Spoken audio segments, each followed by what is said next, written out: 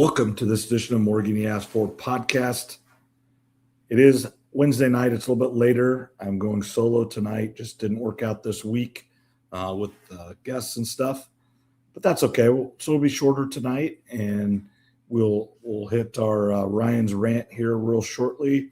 Then we're going to hit NCAA just real briefly. It's been several days now since Michigan won the title. We'll talk that real quick. And that kind of goes in with the Ryan's rant is kind of the same thing there.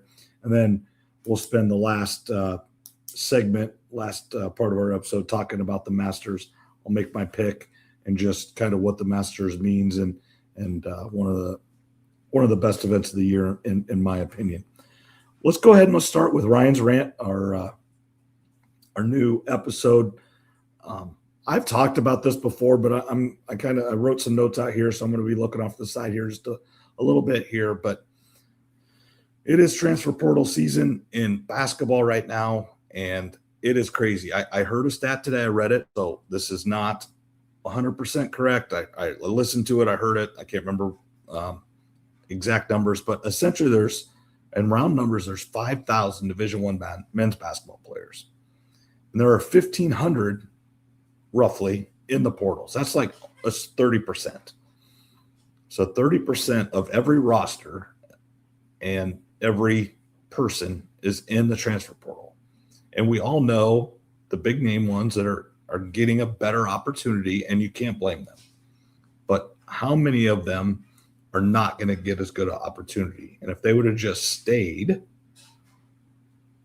and just continue to work hard, go to college, get the degree, become a 4-year player at a school, maybe not play as much as you want, maybe not have the career exactly what you want, but in that situation, you're able to, let's just use Iowa State as an example.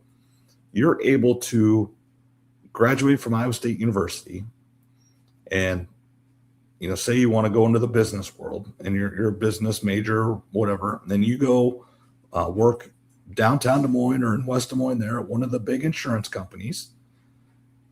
And they know that you completed 4 years with Iowa State basketball. You've got a head up on a lot of people. And because they know you are committed to a task, they know you're loyal, they know you'll stick to it, and you have some name recognition. Don't kid yourself. That matters. I'm an Iowa State basketball player, and when you put TJ Otzelberger, Kyle Green, he'll be on a resume. You put Jamie Pollard, you put other influential people at Iowa State on resumes, or you do this in Eastern Iowa, Ben McCollum, Josh Sash, Beth Getz. That matters. Who you know and what they can do for you matters. But when you jump 3-4 schools in 3 or 4 years, you lose that ability. Now, doesn't mean you're a bad kid. Doesn't mean you're not doing what you think is best for you. But there's things that you're losing by making those moves. There's connections to the school, to the fan base, to people that will very much benefit you down the road. Boosters. You don't think the boosters will help players that stick it out and do the right things? And, the Iowa State boosters, the Iowa Hawkeye boosters, the Texas, it doesn't matter. This is irrelevant to what school. This is all the schools. They will help you. I promise. I'm going to use Audie Crooks as an example. She had a chance to get her name up in the rafters, be an all-time Iowa State legend. And if she wanted to sell insurance and she wanted to go work for Farm Bureau or State Farm in Iowa, doesn't even matter what company, you can list any company, financial advisor, Edward Jones, Raymond James, whatever she wanted to do. She had Des Moines in the palm of her hands. She already had Fairway. Fairway was in the palm of her hands. Now, they were paying her, and she was doing the work. I mean, I'm not saying, but she had it. And she didn't want it anymore. we can talk different reasons for that. But I really think that matters. Looking down the road, looking in the future, 99% of these people that are in college sports need a job, a career after basketball. Now, the money they're making right now is incredible, and it is helping them immensely get started. They are having hundreds, if not millions of dollars in the bank when they're leaving college if they're doing it right. And they're set up. They don't have to worry about a lot of things that most people have to worry about. Now, they work their tail off. There's things that Audie's had to deal with that nobody should ever have to deal with. And all the players deal with things no one should have to deal with. But Audie in particular has to deal with things that no one should have to. She's there playing basketball. She's doing exactly what she's supposed to do. And good luck to her and wherever she ends up. And anybody else who ends up. But I wish more people would think about the long-term effects. And then we as fans, we are the ones that always just get the shaft. We are the ones in the stands. We are the ones buying the merchandise. We're the ones going to the games. We're the ones, yes, are we all the big donors? No, but I listened to Brent Bloom this week on a couple different podcasts, the former NIL director at Iowa State. And he was huge on the 5, 10, 15, or, when somebody made a field goal or they won a game, everybody give, let's say the score was 38-10. Everybody give $38 or whatever it might have been. It makes you feel good to be appreciated and think you have a little bit to do with it. You aren't the biggest reason. When it comes down to it, when these players are getting paid, especially in basketball and then the big names in football, does that $38 affect whether they're going to come to Iowa State or not? No. But when you're in the stands, Hilton Coliseum is one of the best places to be. Jack Trice Stadium is so much better today than it was 20 years ago. When you buy the parking, when you buy the tickets, when you go to Fairway and spend $100 on drinks and food for your tailgate, that helps. That is what makes it. Out-of-towners come in and tailgate at Iowa State and be like, what the heck is this? Never been around something like this. It's different. Iowa, just the setup's different, but they do the same thing. I've tailgated in Iowa City. It's just it's more spread out, and that's just the reality of their stadium situation with the hospital right there and just in town instead of out by itself like Iowa State. But those fans do the same thing Iowa State does. It's just you just got to find your niche and find where it's at instead of being able just to walk from one to the other all within right there. And that's okay. And that's most places. Iowa State is very unique in that situation. And as fans, we are going to cheer. I am going to cheer for Iowa State. Doesn't matter if it's Taman Lipsey or in 5 years if it's John Smith, Cooper Allen. Doesn't matter the name. I'm going to cheer for Iowa State and whoever is playing for Iowa State at that time. And unfortunately, every year it gets farther and farther away from the player, knowing the players. It's amazing this week since the basketball tournament, since Iowa State lost in the basketball tournament, the reporters and everything have started to go to football practice. They don't know anybody. And that's no one's fault. Coach Campbell left, so we had to bring in a new staff, and then the new staff brought in an entirely new team. Some by their choice and some not by their choice. And unfortunately, the loyalty thing does go both ways. It has been reported that several seniors or third, fourth, fifth-year players at Iowa State wanted to come back, but this new staff made a decision to get younger and to be in it for the long haul instead of keeping some of these players for 1 year that are Campbell guys. And that stinks because maybe they did want to finish up as a Cyclone, but didn't have the opportunity, or just, you can't blame a guy. Let's just, for an example, I think I used this example, getting paid $300,000 last year. And this year was only going to make $100,000. But they can go to Minnesota and play for $300,000 again. That's a no-brainer. Because again, as we talked about, it's getting these kids off to a great start in life. That $200,000 really does matter. So I completely understand that. So it does go both ways and everything. But overall, it's just really, really frustrating as a fan that you see your loyalty, for the most part, not reciprocated. Now we're going to get into Milan Momcilovic's situation. I don't know what Iowa State's going to do. And I don't know what the situation is, but it's just not good. And you can't blame Milan and you can't blame Iowa State in this situation. He's going to demand, and he has earned a lot of money from Iowa State, and he's going to get paid a lot of money from somebody next year, NBA, Iowa State, or another college. Iowa State is willing to pay him whatever they've decided to pay him. Milan, I'm sure, knows that number. Is probably okay with that number, but he does want to see if he can make the NBA this year. Completely understandable. Unfortunately, that number is quite high percentage of Iowa State's total revenue that they're going to pay out for a basketball team. So they cannot wait 4 weeks, 6 weeks for Milan to make the decision. And let's just say Milan's getting paid $3 million from Iowa State. I don't know if that's right or not, but I'm going to use that number. So Iowa State is setting aside $3 million for Milan.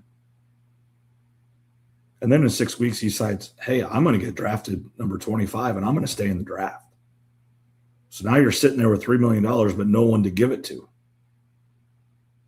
And your team isn't as good because you thought you had one of the best players in the country for $3 million. If Milan isn't coming back, you use that $3 million to go get another best player. You go get as good a player as you can for $3 million. So Iowa State cannot be the best team waiting for Milan for a month. So Iowa State has to give him a deadline. Milan has to give them an answer. So I do believe very, very soon you're going to see Milan's name in the transfer portal. That does not mean he's coming back to Iowa State, but that is just the reality of the situation that we're in. Iowa State can't wait. And Milan has earned the right to wait, because if he doesn't get $3 million from Iowa State, if he does decide to come back and Iowa State's already moved on, he will get $3 million from somebody else. Because many, many teams have more money. And they will be able to, hey, we can get one of the best returning players in the country for $3 million, and they will call up somebody or whatever, however they get their money, and they will say, we can get him with this number. And then somebody will write a check, or they'll okay it, whatever, however they do it, and Milan will play for that team. So it does very much, I do think that he will be playing somewhere else next year. I hope it's in the NBA. I hope it's not for somebody else, because it's that same situation. Now, I do think Milan's a little bit different situation, because he will play professional basketball for a long time, and he will make a good amount of money in his life in basketball. You cannot teach a 6'8", 6'9", and that type of shooter. He will make a career in the NBA or in some other league in Europe or whatever, and he will make a heck of a basketball career. So his earning potential is basketball for the next 10 years. I truly believe, unless an injury happens. And then after that, he's going to figure something else out. And if it happens to be longer than 10 years, great. But unfortunately, that is the situation we were in, and then kind of getting back and closing out on my rant. Just because as fans we're frustrated and we think everybody's getting too much money, that doesn't mean we can't stop.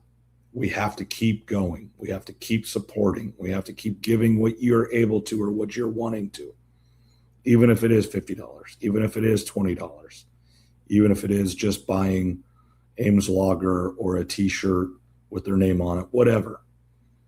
Support still matters. And we had 10 great years of Matt Campbell doing the best he can with it. Jimmy Rogers is going to do the best he can with what he has. TJ Otzelberger has proven that he can have a team that's so close. One of these years are going to get over the hump and get to that Elite Eight / Final Four / National Championship game. We're close. We were really close before. We'll be close again. You have to still support. You can't get mad. You can't stop. And you have that prerogative. If you really feel that way, then you stop. And that's okay. But if you still love your team and you are still a fan of your team, you've got to support them. They need it actually more now than ever, especially places like Iowa State. Other places don't need it as much because they have other sources and bigger alumni base, whatever. But Iowa State is unique in that situation where we are a crowdsourced type of school, a crowdsourced type of family base. Our strength is our numbers. And Iowa State will do fine. We'll be there for basketball. We'll be there for football. And that's just who we are as fans and who Cyclones are. So there's my rant for this week. NCAA recap. I'm not going to talk so much about the game. Michigan, they're good. Obviously they proved that with the national championship, and we talked about it last week. They're really, really good. I saw them in person against Alabama.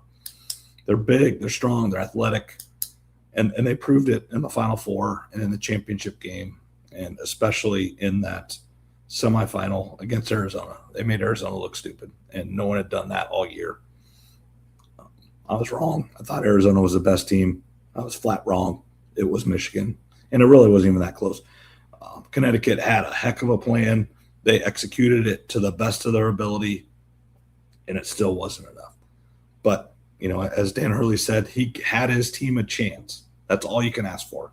You're within a possession or two with 2 minutes left, a minute left. I think they were actually down 4 with a 3 up in the air, and if that hits, they're down 1 with less than a minute to go, which is all you can ask for. So Dan Hurley, he's insane. He's crazy, but he knows how to coach, and he knows how to coach in big games, and he knows how to win. And 3 championship games in 4 years, 2 titles, a runner-up. That's very, very hard to do at these times. Michigan was the first team ever to have 5 transfers.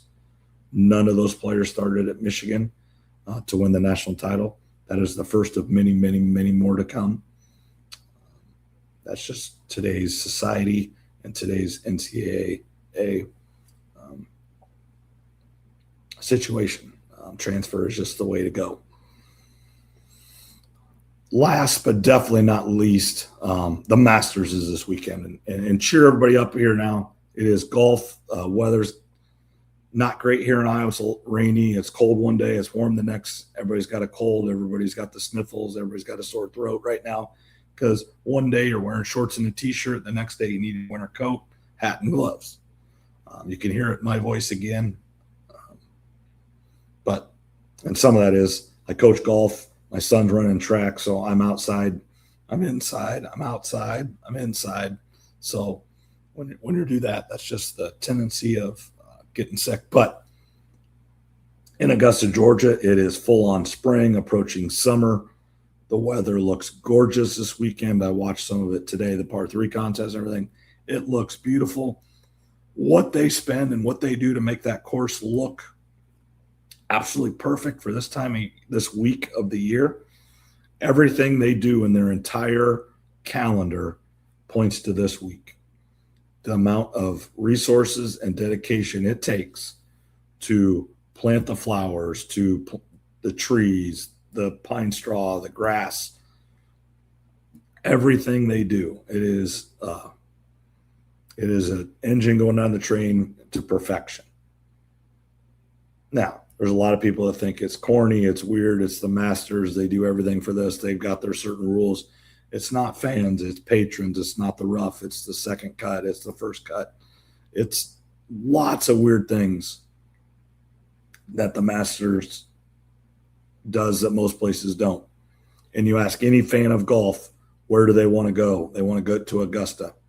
I think that is some of it because of the exclusivity of it. You can't just buy a ticket and go there. You can, but it costs thousands and thousands of dollars. You have to get drawn, or you have to know someone to get there for the most part, or get lucky. I've known a few people that have gotten that gotten drawn, or got taken by a friend there. Our friend Vince Hartgrave was there to watch Tiger win in 2019. Friend took him. That's absolutely awesome. Jealous, but just so happy for Vince being able to do that at that time. Nothing's better.